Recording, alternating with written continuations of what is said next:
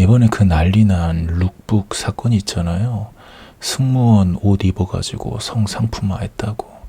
마침 그거 덕후에서 글 떴을 때 그때 제가 하필 눈팅을 하고 있어서 아주 따끈따끈할 때부터 지켜보고 있었죠.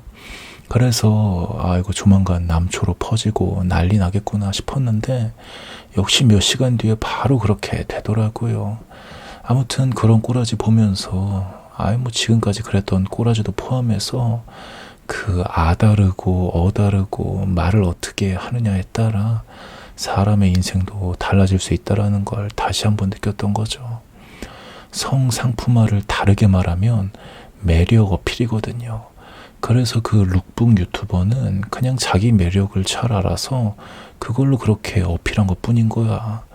그리고 남자에게서 여자란 존재는 그 자체로 매력적인 존재이기도 하죠. 그래서 저는 뭐 남중 남고를 안 나와서 잘 모르겠는데 근데 군대가 있었잖아. 그래서 훈련소 딱 끝나고 첫 휴가 나와서 여자란 존재를 보는데 그때 좀 느꼈던 거죠. 이런 게 정말 지극히 자연스러운 본능이라는 걸. 아주 그냥 빛이 나더라고, 빛이. 이렇게 일단 기본적으로 여자란 존재는 남자에게 있어 매력적인 존재처럼 느껴지는 게 있다고요. 근데 덕후를 가서 눈팅을 좀 해보신 분들은 아시겠지만 여기는 이 메커니즘에 대해 절대 이해를 못하는 집단인 것 같죠.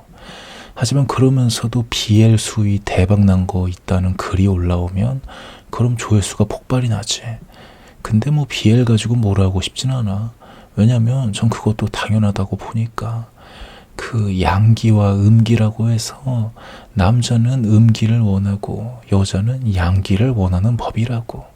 그래서 그 부분에 대해 결핍이 심하면 심할수록 남자는 씹덕이 돼서 여자들 잔뜩 나오는 그 하렘물 애니 같은 거 보는 거고 여자는 남자들끼리 물고 빠는 BL 같은 거 즐기는 거 아니겠어요. 그런 거 보면서 결핍된 양기와 음기를 충전하는 거지. 그래서 남자나 여자나 이 똑같은 메커니즘을 받아들일 줄 알아야 되는데 근데 왜 여초는 이걸 못 받아들일까요?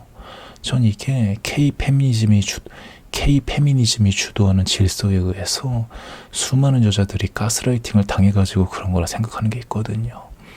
성상품화를 다른 말로 바꾸면 매력 어필이라니까. 왜 이렇게 성이란 거에만 꽂혀 있는지 모르겠어. 하지만 이 부분에 대해 약간 알 것 같은 느낌도 있지. 근데 이거에 대한 말은 좀 아낄게요. 이거는 좀 아껴야 돼 아직. 아무튼 너무 성에 꽂혀 있는 게 있다고. 몸만 하면 죄다 성타령이야. 그렇게 성타령한 최대의 아웃풋이 뭐예요? 뭐긴 바로 이슬람이잖아. 그래서 저는 단어 선택이 정말 중요하다 생각하는 거죠. 그래서 오히려 애매한 게 좋은 거야. 너무 정리하려고 하면은 그럼 더 지옥이 돼버려. 특히 이건 제가 많이 그래봐서 알죠. 제가 좀 이상주의자잖아요. 그래가지고 뭔가 죄다 애매한 개념들 질서정연하게 딱딱 정리하려고 했다고. 그거는 뭐 연애를 자유행위로 규정한 것만 봐도 사이즈 대충 나오잖아요. 제 사이즈가. 제가 그래서 이런 거 좀 잘했단 말이에요. 근데 그러다 보니 어느새 지옥문 손잡이를 잡고 열랑말랑 그러고 있던 거죠. 그래서 이제는 잘 안 그래요. 왜냐면은 인간이란 존재는 불완전한 존재 그 자체라서 뭔가 애매한 게 오히려 더 평화인 거야, 평화. 그래서 매력 어필 진짜 얼마나 애매하고 좋은 어감의 단어냐고. 근데 페미니스트들한테는 이런 말이 좀 부족한 거지. 그래서 더 정확하게 성상품화라고 규정을 지어버린 거야. 근데 그러다 보니 본인들이 입을 수 있는 옷에 제약이 생겨버리네. 하지만 그래도 때로는 이쁜 건 못 참지. 그러다 보니 모순이 발생하는 거예요. 그래서 그 모순 가지고 겁나 조리돌림 당하는 거 아니겠습니까? 물론 뭐 그런 거 신경도 안 쓰겠지만. 그래서 진짜 신기하게 어떻게 된 게 그런 여성 성상품화 관련 기사를 쓰는 여기자들은 남자에 대해 아무렇지도 않게 성상품화한 기사는 왜 항상 이미 쓴 거냐고. 이쯤 되면 진짜 공식인 것 같아. 아니 할 거면 프로답게 하던가. 일반 커뮤니티 하는 사람들은 뭐 그럴 수 있다 쳐. 근데 기자라면 좀 프로답게 해야지. 아, 왜 그렇게 공격당할 만한 구실을 꼭 남기는 건지.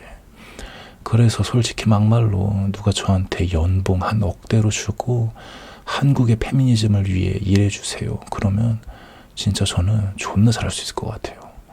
그만큼 우리나라 페미니즘 하는 짓이 너무 허술해. 뭐 일단은 뭐 더욱더 몸집을 불리기 위해서 모순이고 나발이고 그런 자극적인 요소만 찾는 느낌도 있지만, 근데 이 페미니즘의 한계가 나이를 점점 처먹다 보면 그런 모순이 자연스럽게 깨지게 되는 것도 있거든요. 남녀노소 뒤섞여서 사회생활을 하다 보면 자연스럽게 서로의 다양성을 인정하면서 산다는 거죠.